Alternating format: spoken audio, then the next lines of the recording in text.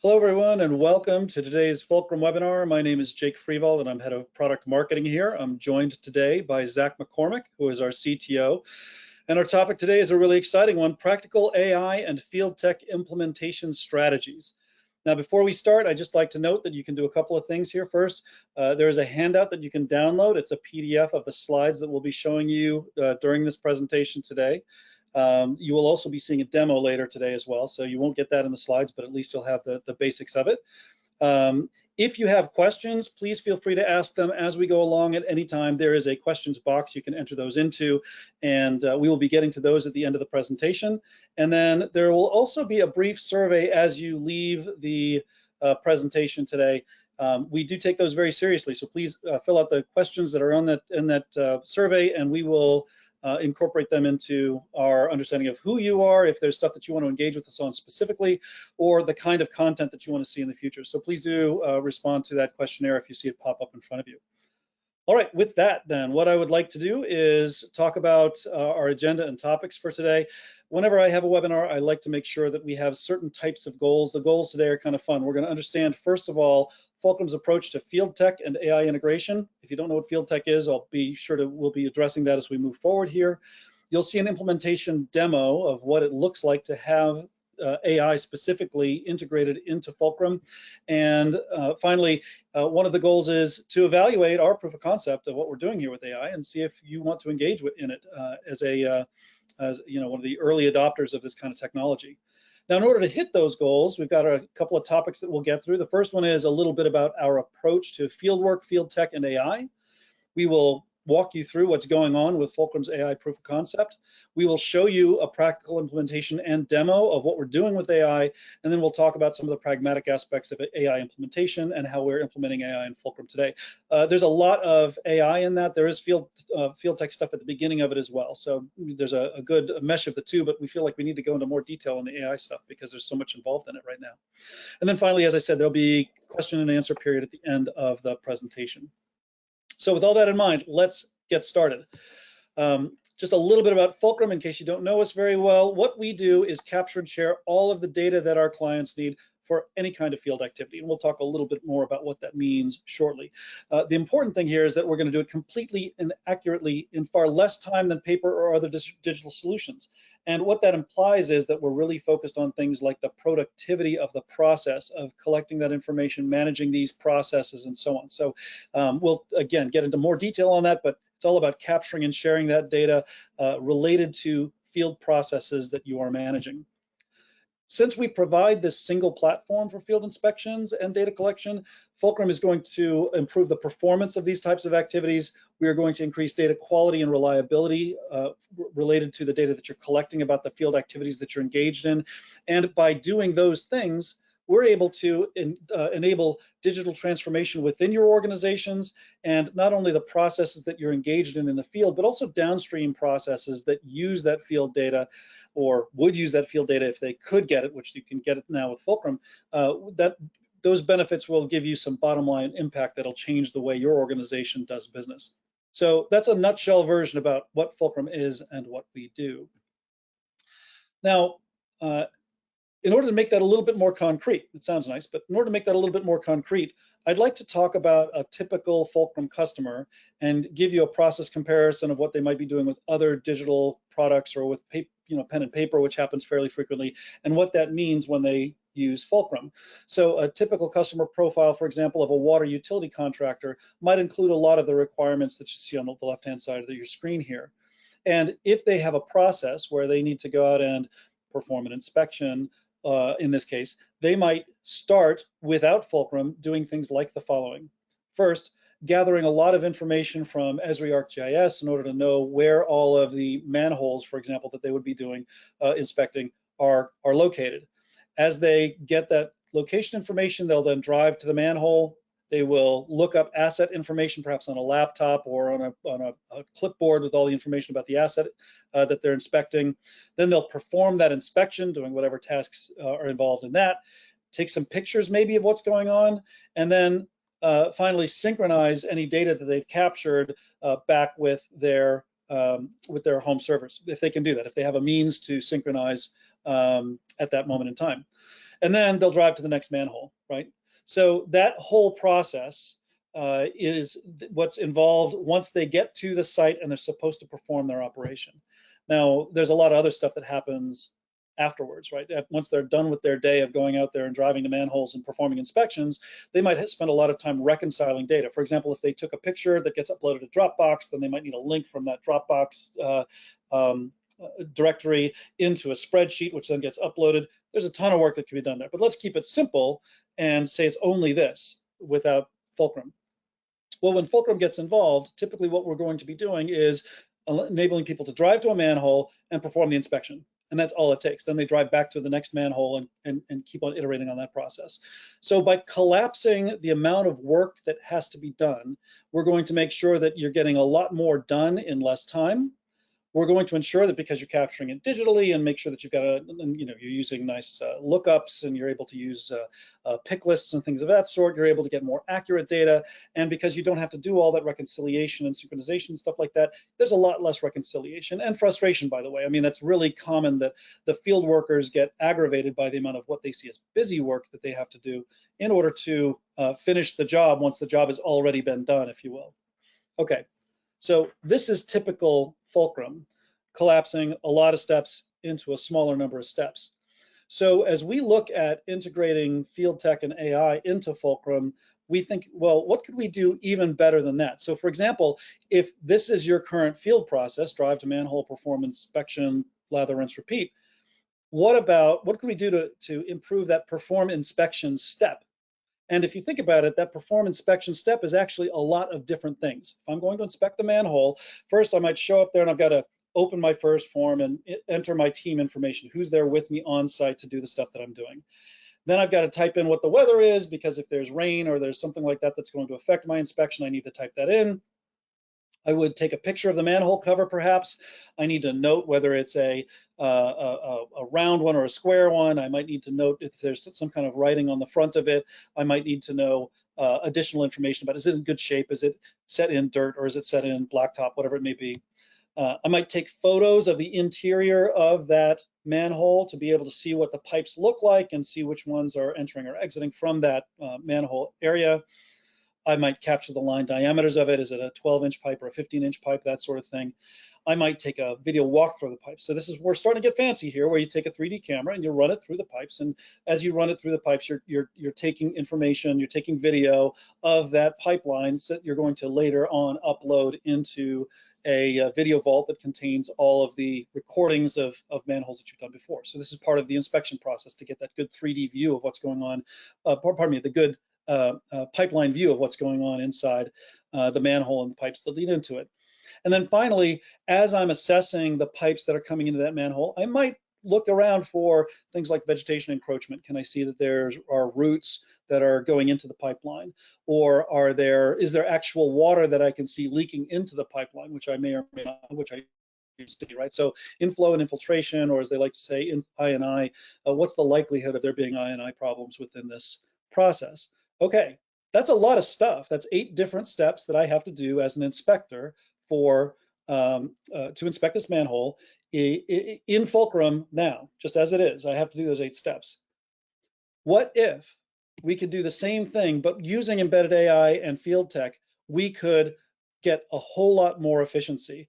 When I open up that initial form and I enter the team information, what if I could automatically call a weather service? So instead of somebody typing in, it feels warm and it's 70 degrees out, or it feels warm and it's partly cloudy, I could actually get a weather service to tell me that it is 71 degrees and the cloud cover is 72% and the humidity is X, Y, and Z and the precipitation is Q, right? If I could get that to happen automatically, that saves me typing out in the field, and it gets you back home better information, higher quality information. Same kind of thing when I take that picture of the manhole cover. What if we could know automatically that it was a square or a circular one? What if I could know automatically that it was in asphalt or dirt, and that was automatically entered into Fulcrum, and I don't have to do that manual step? Notice, by the way, that those red steps are still things that I do myself as someone in the field, as a field worker, and the gray ones are things that happen for me automatically that I don't have to do, and that's why they're compressed together a little bit too, right? I'm going to take a photo of the interior. When I take that photo, what if I could also capture the line diameters at the same time? And when I ran that video camera through the pipes, what if it could automatically evaluate what's going on in that video and say, yes, it looks like there's water already running into it, so I have an ionite problem? Or what if it said, I see the high likelihood of there being root infiltration here, and AI could tell me that something was happening there. Really, this process is what saves me a ton of additional time, even from what I originally had before, where I had a very efficient process and was able to accomplish a lot of manual steps very quickly. Now I've stripped out as many of those manual steps as possible and made them happen automatically within Fulcrum. This is the kind of thing that we're trying to accomplish by doing FieldTech and AI integration within the platform. So what I'd like to do next is ask Kurt to open up the polling that we're going to do here and ask you what kind of field tech you use.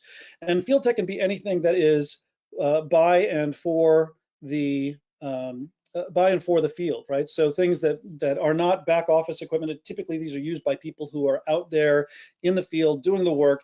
So they're deploying a 3D camera. They are using sensors, perhaps. Maybe there's a pressure gauge inside a pipe, or there's a sensor that's supposed to detect some kind of voltage drop across a line. There may be IoT devices that you've deployed, smart meters, things of that sort. Or drones are also commonly, we're seeing them being used out in the field, where you're doing a scan of an area to see where there might be a problem with vegetation, for example, and you don't want to send a truck around to each pole before doing vegetation management. Use the drone to cover a wider area.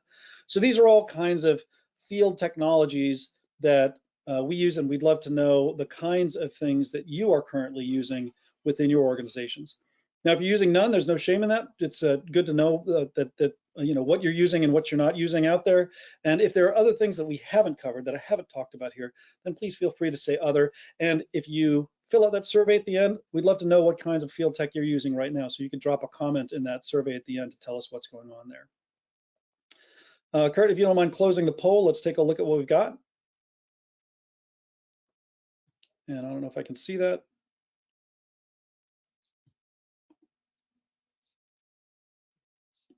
Kurt, oh, there we go. So what I'm seeing is about a quarter of the people out there, 23%, say that they're not using any field tech right now. 21% are using 3D cameras. 36% are using sensors or IoT devices.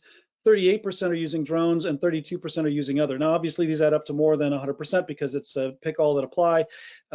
Really interesting that about a third have chosen sensors, drones, or other, and about a fifth are using 3D cameras. So that's quite a lot of usage of field tech, and it's really interesting and exciting to see that. Very interesting. Thank you very much. All right, let's move on to the next part of the discussion then. So what I was just describing is making things better for people in the field. Let's talk for a moment about what those people in the field are doing. Because if Fulcrum, at Fulcrum, we try to be the system of record for field activities of all sorts. And we have frequently talked about tracking any kind of activity using Fulcrum apps. Frequently, those have been inspections, but they can also include a lot of other kinds of field activities. So for example, if you're out there performing preventive maintenance, and there are a number of steps that you're gonna have to take for any given device or piece of gear, and capturing the fact that you did all of those steps, taking pictures of each step along the way, checking to see if there's any loose oil, any spilled oil after you've done the preventative maintenance, all that kind of stuff. Those steps, tracking those steps can be a very important part of your preventive maintenance program.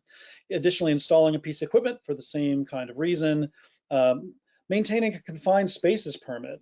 People don't necessarily think about this very often, but if you have a confined spaces permit, that's an ongoing activity where you have to do a lot of setup to make sure that people are ready to go into that confined space and that it's going to be safe when they go in there. And then you have to have people watching to make sure that the oxygen levels don't go below a certain level or what have you. So there's a lot that can go on inside that, and it's critically important that you maintain all of the data associated with your maintenance of that permit until the permit is finally closed out and people can no longer be in that confined space or that confined space is made safe. So maintaining a confined spaces permit is the kind of thing that Fulcrum does extremely well because of the amount of data it can collect and the power it has in doing that kind of data collection. And then finally, conducting vegetation management is a very common use case where, again, you don't necessarily think of yourself as collecting data.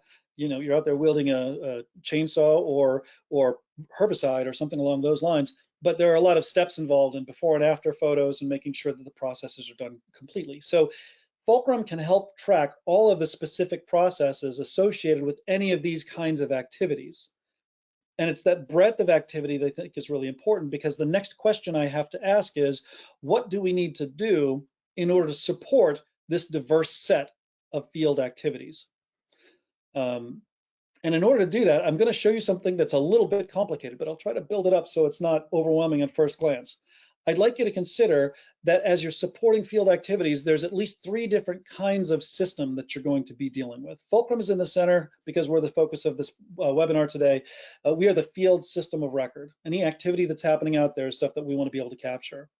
But when we capture that information might be we need to preload prior to somebody going out in the field. We need to preload that platform, our platform, with information from a lot of different sources.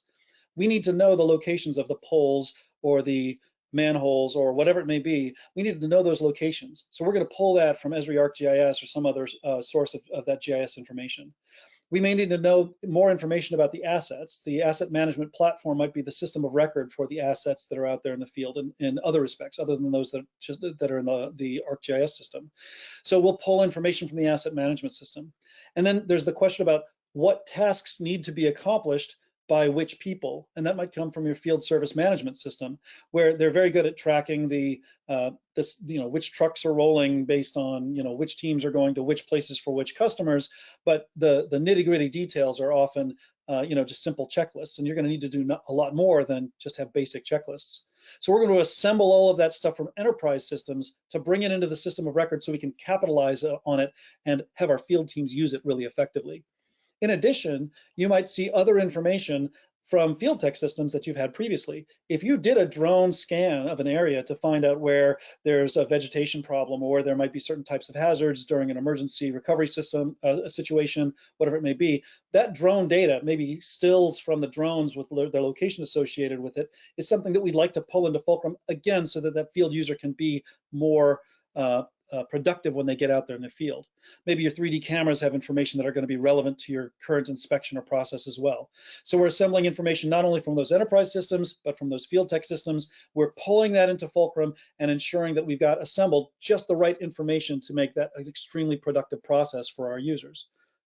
Once they're actually out there standing in the field doing something, we want to be able to respond to conditions that are out there. Here again, the information can be coming from both enterprise systems or FieldTech systems, and we might be doing that in both directions. I might be capturing sensor information so that if there's a pressure gauge inside a pipe, as well as a pressure sensor inside a pipe, as well as a pressure gauge on the outside, we want to make sure that those two things are showing the same thing, so we know that there's no problem with either one. We're getting the same information. That weather web service I talked about. GNSS receivers pulling in precise location information. All of these kinds of things are going to happen during the activity, and we can reach out to those devices or platforms and pull information in, or if there's something we need that's happening instantly that needs to be taken care of, we can push information out at that time. So this is a two-way street here. And then finally, after the activity is done, could be that we're still standing out in the field, but the activity that we were engaged in was completely finished, or it might be that we've come back after being away from signal for a while, and now we're in a place where we have internet connectivity. We need to take the information that we've captured and push it out to the things that need it, whether it's a data lake to do analysis downstream, or the field service management platform to update the fact that we did our tasks, et cetera, et cetera. All of that post-activity processing has to happen as well. So there's a ton of capability within Fulcrum to support this kind of enterprise system integration, these FieldTech system integration, and really make Fulcrum the platform that is the system of record for the field. That's the way that Fulcrum is supporting these field activities. So I've talked a bit about the FieldTech capabilities there and how FieldTech gets integrated in. One thing I left out of that last diagram is AI and how it fits into things. So what I'd like to talk about is the proof of concept we're doing with AI right now. And we've been doing this with multiple customers. They're actively engaged in it right now. And Zach's going to show you a demo of the kinds of things that we're doing. But let's talk about what the concept is. The first one is we want to enable offline AI on mobile devices. And the reason it has to be offline is because we don't know how the signal is going to be when we are out there in the field doing things. So we can't call out to some other service to do AI for us. It has to be right there on the device. That's what's going to improve field efficiency and automate and assist those industrial kinds of field tech workflows. And we also, as part of this proof of concept, are exploring both out-of-the-box models as well as customer-trained models. Now, if those are the concepts we're trying to prove, what's our strategy for proving them? It's really, right now, just a set of focusing on a set of use cases. And we went to our customer advisory board with all of these different kinds of use cases. They became focused really on these two. These got the strongest interest from our customer advisory board members. That doesn't mean this is all that we're doing, but these are two of the major things that we're talking about. So I'm interested at this point in asking what AI use cases you are interested in. So if Kurt could kick up that poll again. I've only got 5, so I can't do more, all of them that we would be considering here. But the proof of concepts that I talked about, asset identification and text extraction would be one. Automated validation, in other words, there's an inspection. I want to make sure that inspection's happening correctly, whatever it may be. Another one might be proactive issue identification. I talked about the fact that you might be able to see that there is possible infiltration of water into a pipeline. So can I automatically do that instead of having someone check for it? Process automation might be another. And I've been focused on very tight issues here, and you'll see why in a minute. But you might be interested in something that's more general purpose. You might be looking at a ChatGPT style of general purpose AI. So that might be another interesting question for us to engage in. So Kurt, if you don't mind showing that poll as well, the results of that poll. Again, not seeing the results of the poll, and I'm not sure if there's something I should be doing there. There we go. 2/3 are saying that the POC, already looking at that asset identification and so on, is what they're interested in. Automated validation, 44%. Proactive issue identification, 56%. Process automation, 65%. Again, 2/3 about that. And then only about 14% are interested in something generic. That's actually a really interesting outcome as far as I'm concerned. Zach, you were commenting on this as we were talking through this part of the presentation. It seems like people want really specific things. And I think that's aligned very nicely with the Fulcrum vision. Not that there's not a place for this kind of large language model, ChatGPT style stuff, but we're going to be really focused in the kind of AI that we are bringing to the table and its uses. So let's talk about some of this stuff then. The reason that our clients were specifically interested in the kind of AI they was the business opportunity around it, obviously. And I'm just going to do some really simple math here to talk about what that business opportunity looks like. Again, this is not the Fulcrum business opportunity. This is what our end users, our clients, are saying they can get from AI. If you take a look at the assumptions over on the left-hand side, they're pretty straightforward. 20 minutes per inspection means that we're talking about 3 inspections per hour. And if we're rolling a truck at $200 per hour, that means it's $200 for 3 inspections. And you can see that that's about $400,000 a year to get 6,000 inspections. Let's say that doing manual object detection, I'm told that my screen isn't showing. Hang on a second. I'm just going to reshare it. Okay, how's that look? Good?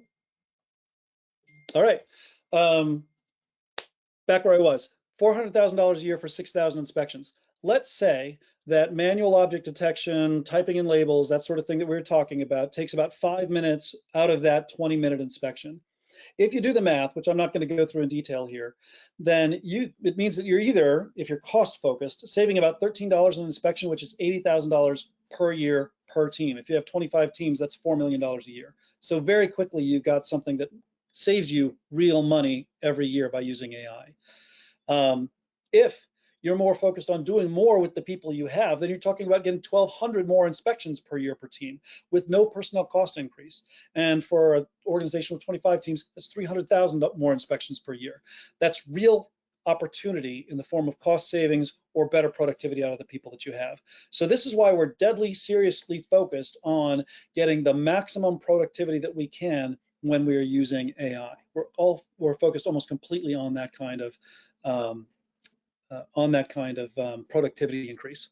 So this is our last poll, which is, what are the most advanced AI activities happening at your company? one of the reasons that I find this really interesting is that we hear a lot of people talking about it, but it's not always clear. Is this a skunkworks? Is this a process where people are actually investing a lot of money? Are people still figuring it out, or are they actually implementing things of real size? So very interesting potential question here. And it looks like about somewhere between a half and 2/3 say there's no current investment that you know of, and 23% each. We're only about 30 seconds into the poll, so this might change a little bit as we go along. About 21% and 24% currently have really small activities. Some are ad hoc kind of skunkworks projects, and some are official with sponsors and funding, but it's still relatively small. I'm seeing 0 large official R&D sponsored and 0 full implementations of significant size. So we're clearly still figuring it out. And honestly, that works well for me, because that's what, that's part of the purpose of a POC from the Fulcrum side, is to make sure that we're figuring it out with you and together. Clients who are, where there's a good fit between what Fulcrum needs to accomplish and what the client needs to accomplish, we can see some real benefit and get more real implementations happening for our clients. So with that, what I'd like to do, you've heard me talk enough. I'd like to hand you over to Zach McCormick, who is our Chief Technology Officer. Zach?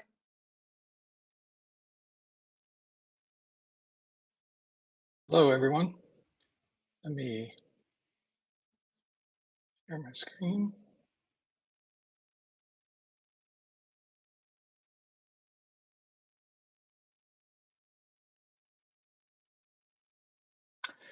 Okay, so I want to talk a little bit about our proof of concept that we built.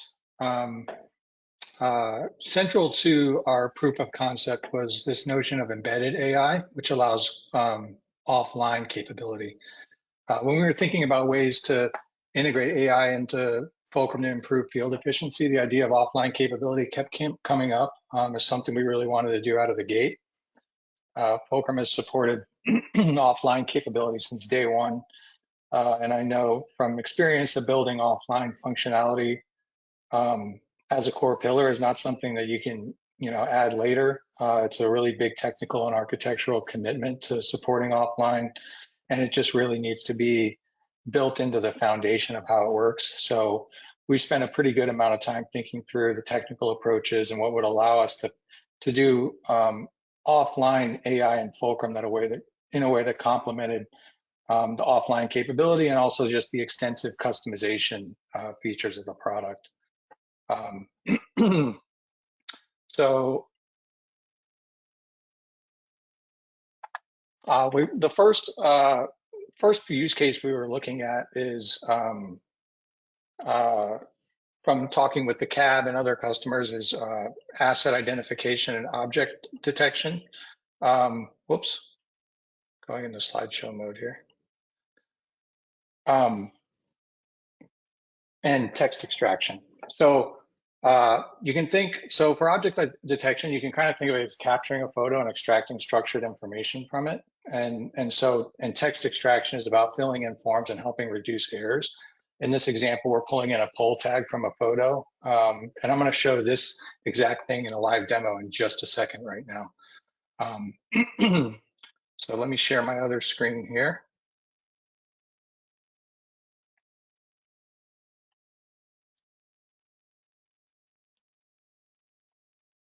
Okay, so I'm going to show a demo here of the embedded functionality that we have. So I've trained an object detection model to detect utility pole attachments. And here we're looking at my device. It's all synced up. We're looking at a utility pole inventory form. And in this case, I'm going to create an inspection record. And I have this wired up to this photo field. So I'll take a picture of a pole, attach it to the record, and then it's running this model all offline here, detecting the attachments, telling me it found a wood pole with 8 attachments, and it's populating the pole type as wood, and also filling in these child records here of all the objects that it detected in the image. So there's a lot of automation there that can greatly improve efficiency. And also, in addition to that, we've customized the logic here to capture the number of customers serviced by this transformer if it's a transformer was detected in the pole. So in this case, there was a transformer in the picture, so it wants to enter additional information as a required field. So this is combining object detection, but also simple validation based on that. So we're really extracting structured data from the photo and being able to use it within the form process to make things much more streamlined and automated. The second part of the efficiency improvements is text recognition. So I'm going to add a photo here of a pole tag and add it to the record. And you can see it's prompting me to verify what was in the tag, say yes, and then it populates this field on the pole tag. So this streamlines and reduces errors, and it can be customized to process in our data events language to do all kinds of other validations. So both of these use cases compose well with all of the other Fulcrum features that everyone already uses. So the key piece of functionality here that we're looking at that we built into the product is really essentially and you can think of it as an AI framework, a new extensibility point for customers to run your own models offline. And we treat these models just like any other piece of data in your Fulcrum account. So everything you put in there, you own. And we're effectively providing the platform and environment to enable that in the field. And we're also looking at providing out-of-the-box models, in the future. That's not part of our proof of concept, but that's something we're looking at. We're mostly focused now on solving more specific and narrow and focused problems. So, with that, I think I hand it back. Great. Thank you, Zach. And let me get control back here. All right, so what Zach just showed you was using live software, how we're talking about putting AI into Fulcrum as part of a process. I just want to talk through some of the pragmatic aspects of what we're doing there from an AI implementation perspective. First, you'll notice that what we were talking about is something that's specifically of high value to our clients. It's really, for us, not about the kind of buzz that people are talking about, like ChatGPT.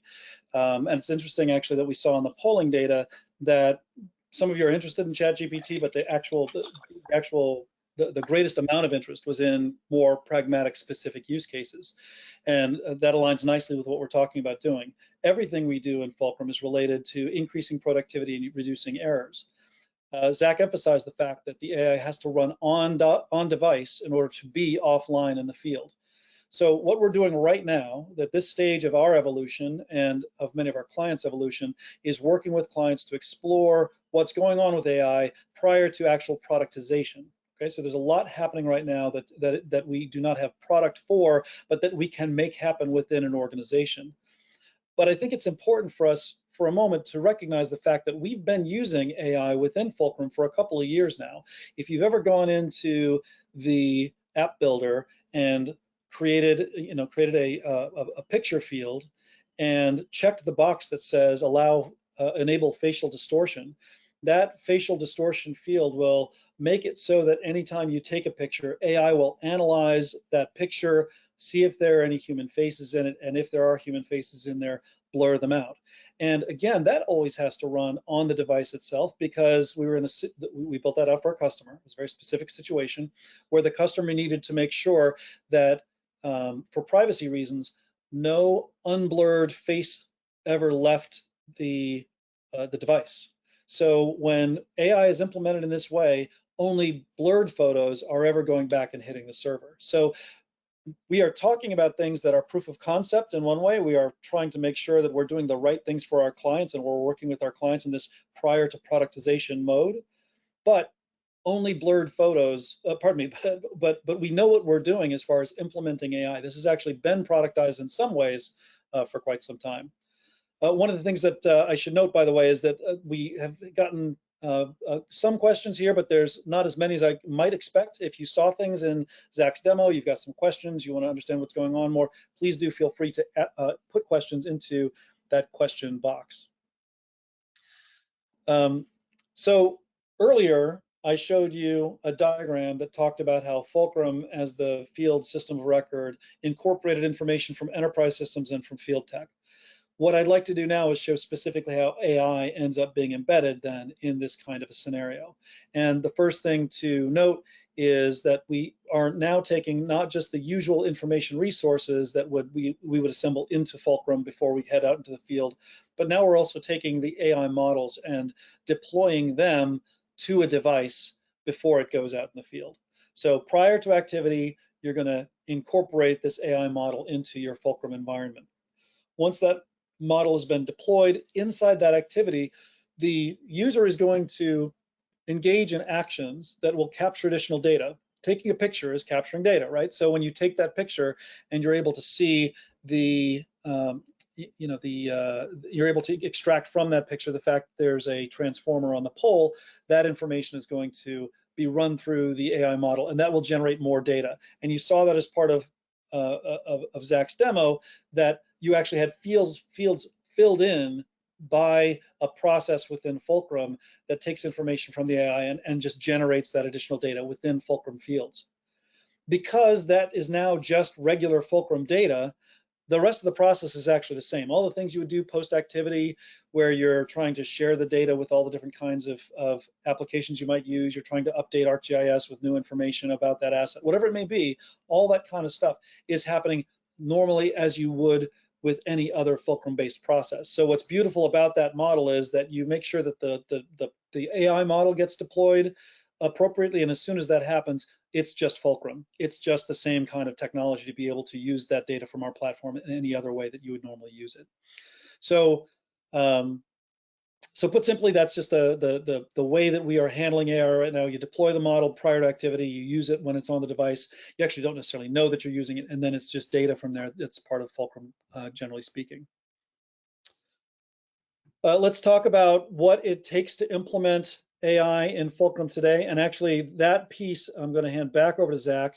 And luckily, Zach is at the very end of the alphabet, so I can give him the presenter stuff myself. Should be coming your way, Zach, to talk about implementing AI in Fulcrum today.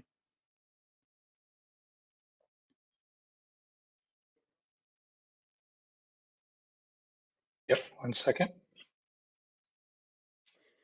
So do encourage anybody to, I'm seeing some questions pop in, and I appreciate that. If you do have any more questions, please feel free to throw them into that. Please feel free to throw them into that question box.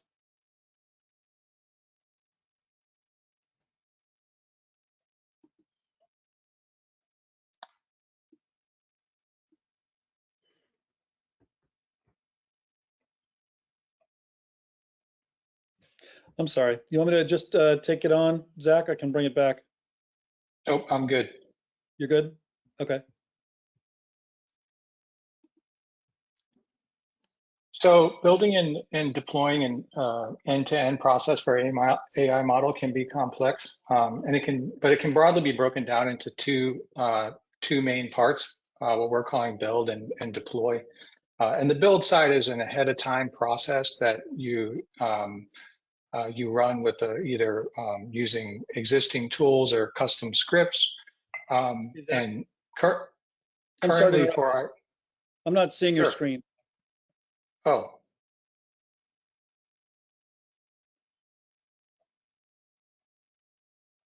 There we go. Thank you. Excellent. So it can be broadly broken down into two steps that you can see here. And on the left-hand side in our proof of concept, we've done these kind of as a manual processes using a set of scripts and some documentation that we have, and we hope to improve that over time. But in the proof of concept, we mainly focused on this deploy part because that's really what we see as the thing that's unique in Fulcrum, is the ability to run these offline.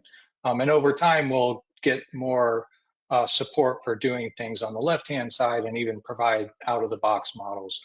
So that's just where our current focus was. So the tool choices that we have are broken down into the data preparation step involves a labeling process. So you have to get your data and your images in this case and label them and annotate them. And there are several different tools out there to do this, including products from the major cloud vendors. In the POC, we used RoboFlow to do this, and it works really well. And that was, we found it to be the easiest one to use. But there's other options as listed here that anyone here is welcome to poke around at. And anything you do in these platforms is compatible with the things we're doing in the deploy step. And that's the key takeaway here, even in the train step. So you label the images and then you move to the training step. And we use some custom Google Colab scripts, which is a hosted Python environment. But there's also complete end-to-end solutions from the major cloud vendors as well to do even lifecycle management of the models and managing it more as a holistic project, the training process.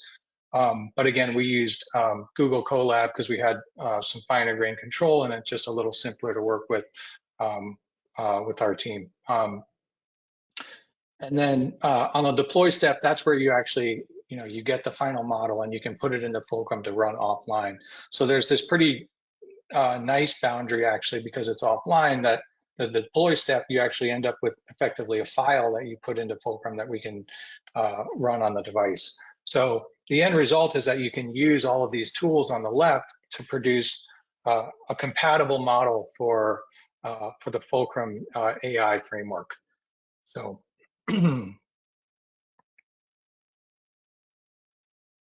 and so what's next with AI and Fulcrum? We're exploring different things in the future beyond this, what you've seen here with our proof of concept. We're also looking at other things on the website to improve various aspects of QA and data analysis. So things like assistance on the web platform, a query assistant, assistance in the app builder, as well as even integrating the training process in that left-hand side of that previous diagram more into the product, so that records and photos that you're capturing in Fulcrum are able to contribute to a model as they go. And so that's something we're looking at as well as we build it out. And then built-in models, again, is something we're looking at to provide platform-wide models that are work out of the box without any additional training on on the customer part. And in the near term, those will be more generic models, like, is this, how good is this photo? Is it a blurry photo? Is it half blocked? Those kind of things that are more horizontally applicable, and the more specific and focused problems are where it requires more customized training and even customer specific data to solve those problems. So those are some things that we're looking at. I'll switch back to Jake here. And I'm going to apologize because I actually should have just clicked through those slides. So it's not Zach's fault. He was caught flat-footed by me handing control back over to him. So sorry about that, Zach. No problem. We made it work. Indeed. So here we go. Showing the window, you should be able to see what I'd like to talk about next, which is just ways to engage with Fulcrum. If you're a Fulcrum client and you're interested in what you've seen and you'd like to talk to see if, like I said, there has to be a mutual compatibility for us to achieve our goals with the proof of concept at this phase of the game. But if you're interested in talking about some of the things we've talked about here, then you can contact your account executive, your customer success manager, or Adrian Zuniga, who is our product manager for this proof of concept. You can contact him. You can see his email there on the screen. If you're not yet a client, then you can email us at fulcrum-marketing@fulcrumapp.com. We'll be paying attention to that email address to see if we can get more information, see if anything comes in from this webinar related to specific requests. Or, like I said, there will be a post-webinar survey. So when you click out of here, just leave some information about, yes, I'd like to be contacted about this proof of concept. If you're interested in engaging in this specific topic again, and maybe you want to invite a colleague who wasn't able to see this or something like that, we are doing a related webinar with Geo Week, and the people there, I won't be there, but Coleman, who is head of product at Fulcrum, and Zach as well, and also a customer, Jared Carey from Trek, are going to be on that webinar, and we'll be discussing a lot of what we're talking about here, but with a little bit more of the customer angle embedded into it. So that's going to be exciting. And Kurt is dropping that registration link into our chat as I speak right now. So you should be seeing that right at this moment. So please do consider coming out again, inviting your colleagues. You will be able to get a recording of this event as well. But if you want to see that one as well, please feel free to do that live. Also, of course, Zach is willing to take emails. That's here as our CTO. Again, I'm in charge of product marketing. That's my email there too. The only thing I warn you is people always misspell it. For some reason, they get the EI and the IE wrong. So just watch out for that typo. But yeah, please feel free to reach out to us, and we would be happy to engage with you around this. What I'd like to do is leave that up for a few minutes while we go to the question and answer period of this presentation. And we do have a significant number of questions in the process or in that chat box now. So I'm going to let's start to address a couple of them.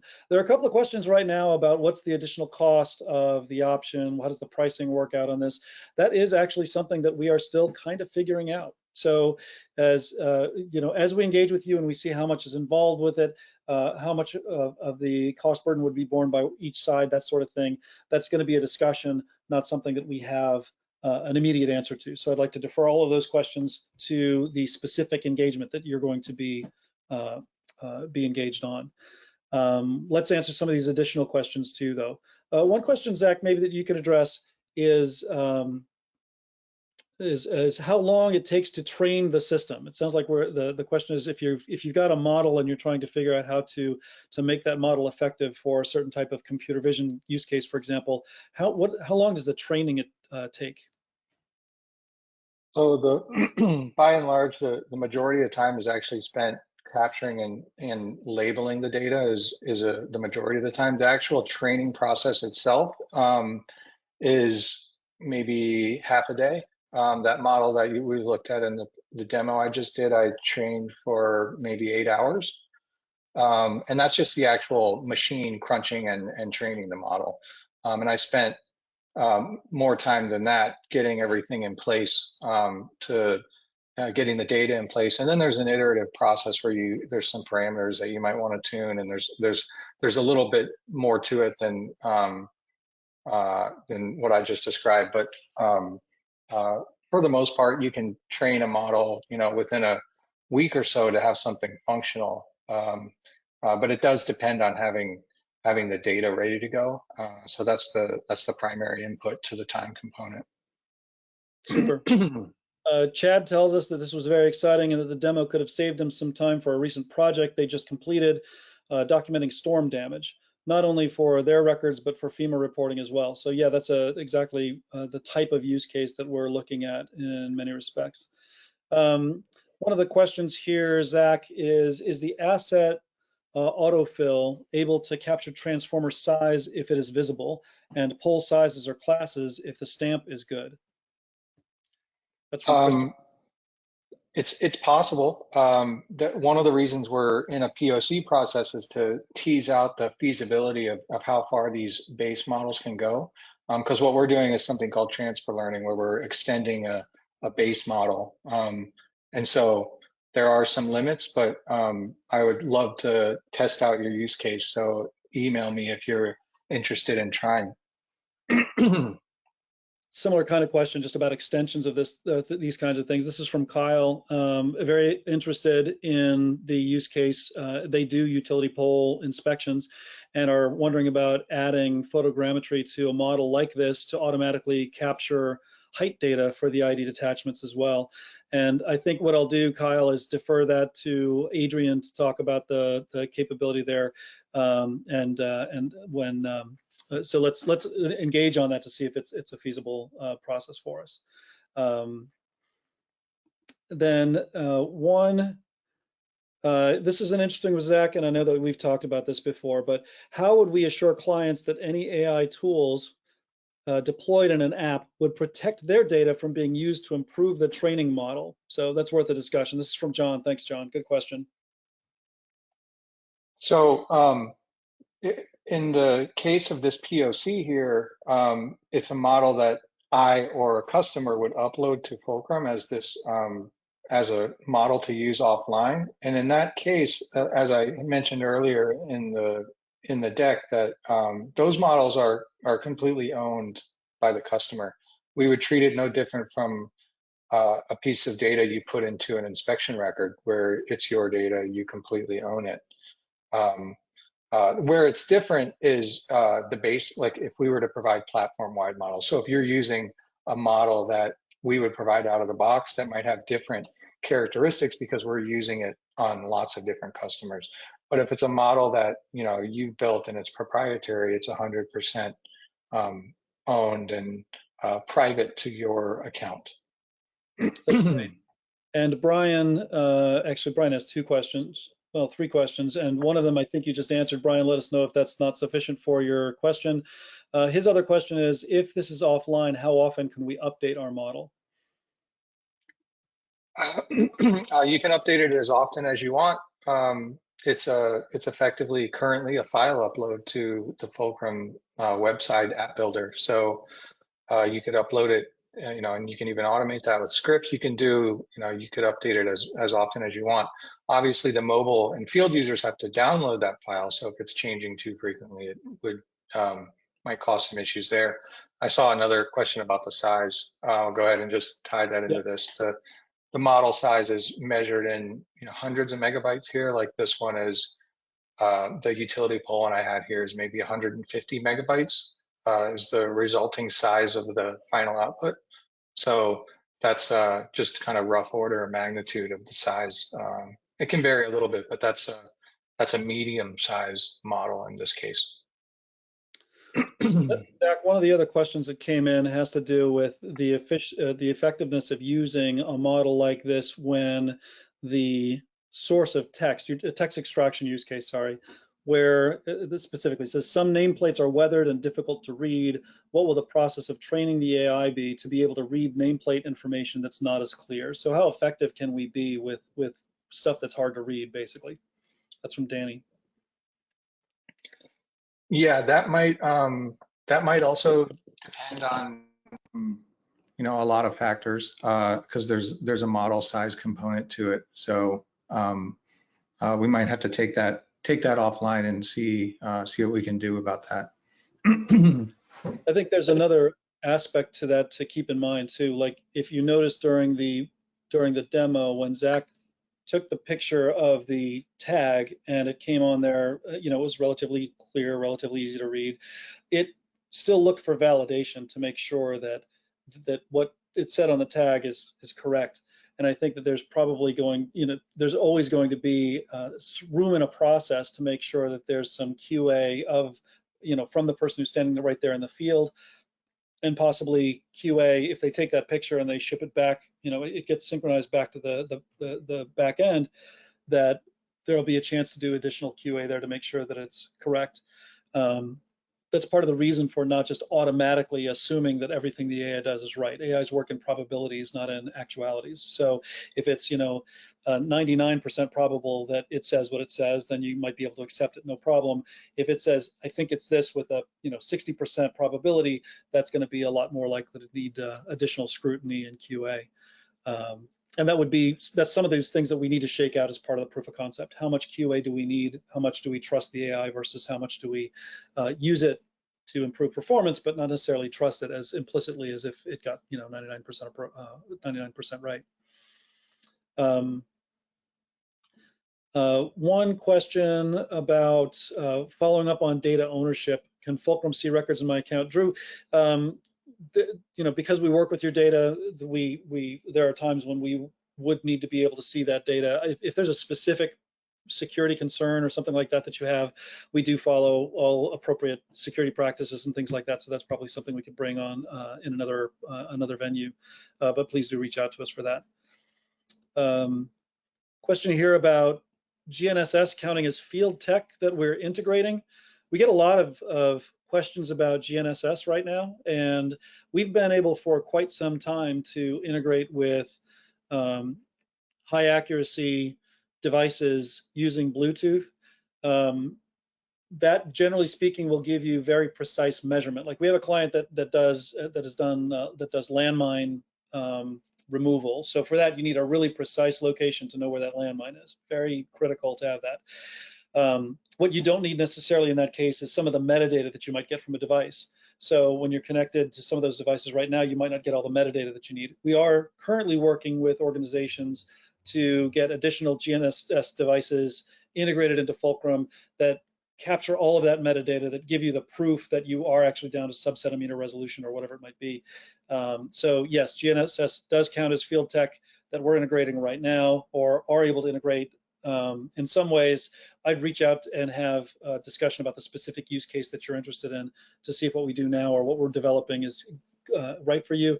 And if it's something that's roadmap oriented, then you might be an early adopter for something that we're integrating to. So please do consider that. Let's look at this. What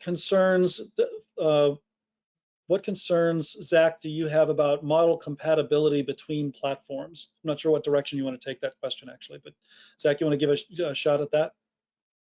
Yeah, I mean, our goal is to be as compatible as we possibly can be within reason and the ability of the of the frameworks we're using. So we've selected a technology set that we believe is going to offer that. We're using a technology called Onyx, ONNX, that's being used on mobile devices to do the actual inference execution, which is a broadly used Microsoft-sponsored open project for exchanging AI models. So we believe that we'll be able to be fairly compatible with the tools, the tools listed in any future tools. So it's definitely a goal of ours to be compatible because we know we don't have all the training and tooling integrated into the platform yet. So.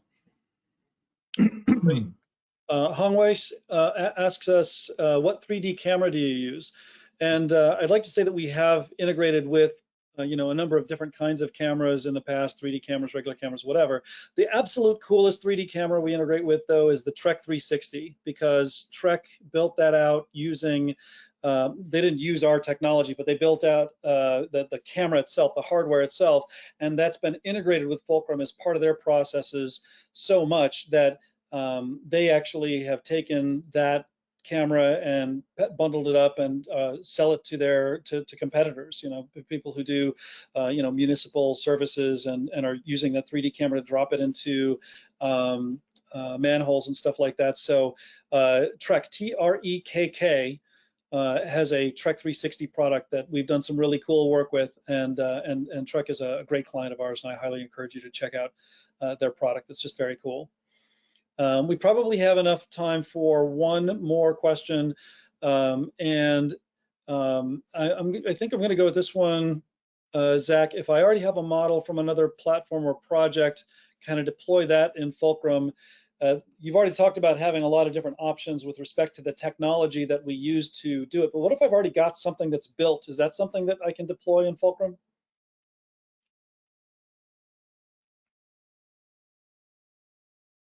Zach? Whoops. Let's take an example of if you had a TensorFlow model, which is a pretty common one. So if you had a prior existing TensorFlow model, you can take it, run it through a simple script process and get output a file that's compatible, the Onyx file that's compatible with Fulcrum. So by simply converting between a format, most models are going to be compatible. There's several other technical factors involved with compatibility in post-processing, but by and large, compatibility should not be an issue with any existing model. Cool. I think that's it. We're really hitting the top of the hour right now as we speak. I just want to thank everybody who has attended today. We know you had other things you could do with your time. I want to thank my co-host here, Zach, I could not do or answer the things he does and answers. So Zach, thank you very much for your participation in this. And if anybody would like to reach out and discuss more, please feel free to do that. We look forward to working with you on AI, on field tech, on making the field more productive in a vast number of ways. So thank you very much and have yourselves a great day.